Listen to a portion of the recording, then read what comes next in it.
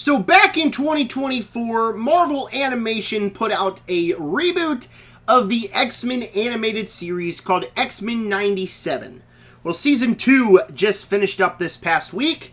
Here's my review. Before I dive in, tell me in the comments, what did you think of Season 2 of X-Men 97?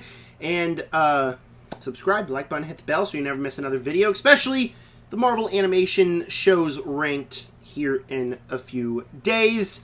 With that said, Season 1 was a masterpiece. Alright, Season 1 was great. Some of the best X-Men stuff we've ever gotten. Loved that season. Season 2, I was very excited for, but also, not super excited for, because it just felt like no marketing. They just kind of dumped it on Disney+, where, X-Men 97 was huge. Everybody was excited for it. No, I didn't feel any excitement for Season 2. With that said, there's a lot of things I liked, but the season's very frustrating. And overall, not near as good as Season 1. It's very disappointing, honestly, I will say.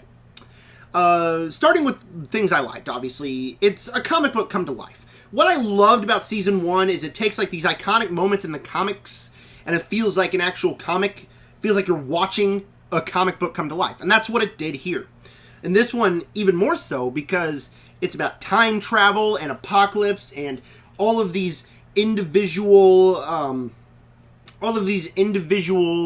sequences coming together, and it's something that you can't pull off in live action or a film, something that can only be pulled off in a comic book or, say, an animated TV show because of how bizarre the plot is, and it feels like you're watching an actual X-Men comic book, like an actual comic book story that's not tailored for TV. It's almost just like something that was written, and then they're like, oh, let's use that for the show. Because does everything make sense? No. But it's also so bizarre. So many things happen. And I think that's kind of what helps the show out, is that it's so unique and feels like you're watching an actual comic book instead of just another typical comic book TV show. And to go along with that, the animation, very bright, very colorful, very good. Same thing as Season 1. The animation's great. I think actually every single Marvel animated project has been great so far. So the animation, it's peak. It's a very compelling first half of the season. I'm not going to lie.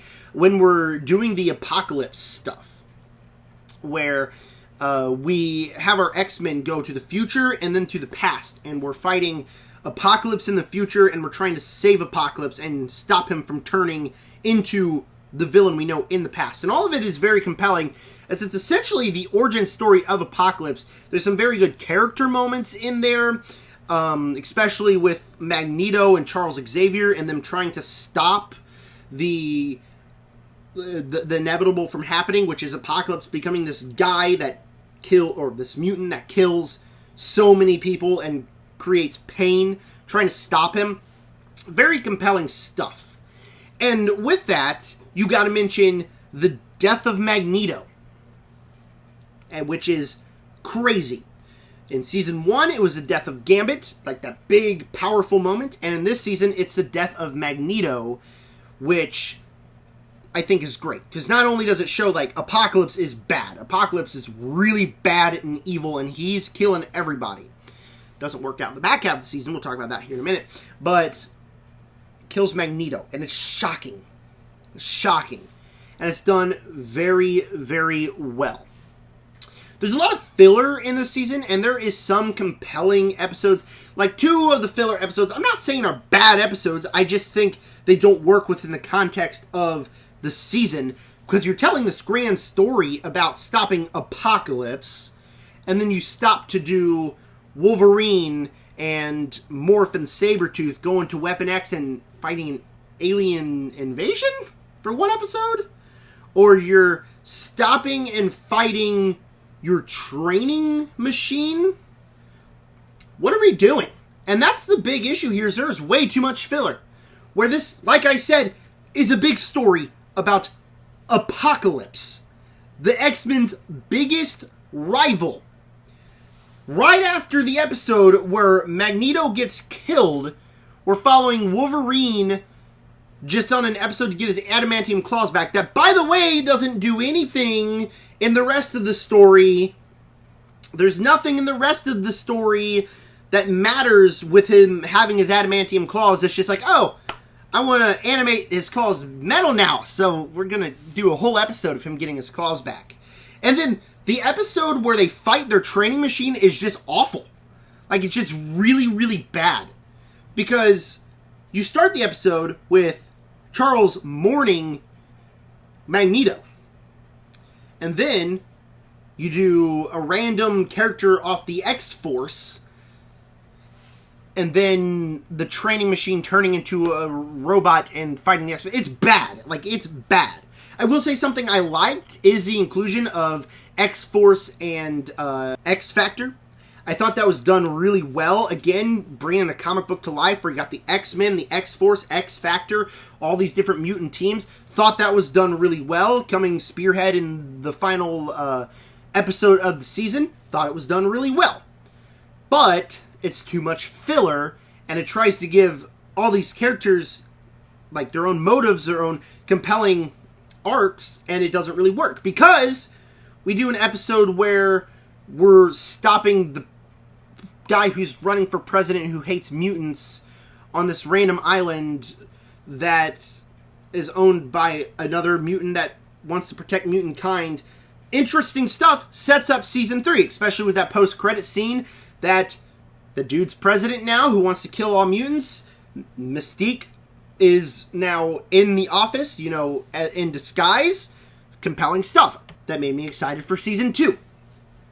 But we didn't need a whole episode setting that up. Especially because after that we have 2 episodes left where we bring Gambit back to life and stop Apocalypse. That's a big arc, at least a 3-episode arc, and we do it in 2 episodes. And I'm sorry, it was so dumb to bring Gambit back. Why would we bring Gambit back? Not only does it take away from season 1, that big moment, my name's Remy Mior, I don't remember exactly what it says, but saves mutants by killing himself and destroying the Mega Sentinel thing. Powerful moment, best moment in the show. But you bring him back as one of the Horsemen. That could be compelling. Oh, enemy of the X-Men. What do you do with that plot? Oh, you save him in 1 episode and Apocalypse is inside of his mind. Could be interesting, but that's all rushed within the final 15 minutes of the season, and Rogue just gets celestial powers and kills Apocalypse just like that. Not compelling. Not only that, I hate the fact that Gambit's just back alive now, but you kill off Nightcrawler. Nightcrawler dies. Trying to take the sacrifice, because Rogue, to get those powers, those celestial powers, she was going to sacrifice herself for Gambit. Could have been a good moment. But then Nightcrawler's like, I'm going to take the sacrifice. And it doesn't mean anything, because the sacrifice by Nightcrawler, all that did was bring a guy back to life. So you're just trying to farm emotions out of me by killing off Nightcrawler instead of Gambit now? No, it doesn't work. I didn't feel anything, especially because you don't feel a victory there, and you don't feel a loss because it's like, oh, another member of the X-Men's dead. To bring back another member of the X-Men. It doesn't make sense. Why? Like, it's so trying to farm emotions out of you, and it doesn't work. And it's frustrating because now that scene in season 1 doesn't matter because Gambit's just back now. He's just back. It doesn't matter. And it makes me so mad because season 1's a masterpiece. And then you just undo the biggest moment from that season. It takes away the stakes. And the Apocalypse plot goes nowhere. Like I said, we go to episode 4, he kills Magneto. We have 3 filler episodes. Grand finale, he's inside Gambit's mind. Rogue gets celestial powers, can crunch him down, kill him. Boom, end of story. What? That's not compelling. That's not interesting. That's not exciting. It's just rushing over a big plot line. The script in the show is awful. You have 2 years to make a very compelling storyline, and instead it just feels rushed. It feels rushed. And I don't think any of the dialogue sequences with our characters are great. I don't think any of the voice performances are awesome. The dialogue just feels stale. I'm just going to be keeping it a buck with you, the dialogue feels stale. You got Professor X just saying, oh, we're the X-Men and we're not going to stop no matter what. And, like, there's no powerful moments here. Because, like I said, you not only take away the most powerful moment from Season 1, and then replace it with another pointless sacrifice, because you're probably just going to bring him back in the next season anyways, but there's just no compelling dialogue. Except the sequence when Magneto dies and everything Apocalypse says. Like, that's great. But the dialogue after that doesn't matter. It just feels rushed trying to get to point to point to point to point to point. And then we never get full-on flesh out the plot that we actually want, which is the Apocalypse plot. Dumb pacing, too much filler, and a terrible idea to bring Gambit back. Because it just erases the best moment from Season 1. So I was very frustrated with the season. Not gonna lie, heading into the finale, I was like, yeah, it's not as good as the first season, but it's still good. But then the finale just made me so unbelievably angry, because what it does just doesn't matter, and it takes away from the stakes of anything, and it's like, so we just don't care anymore. Like, it's a bad idea, and it's a bad execution of that bad idea to bring Gambit back. So I was very frustrated with X-Men 97 Season 2. Still a little excited for Season 3. That post-credit scene has me a little bit interested, but still. This is a big step down from Season 1, like a massive step down. And that's unfortunate because Season 1 was a masterpiece, and I was hoping to get another fantastic season of X-Men television.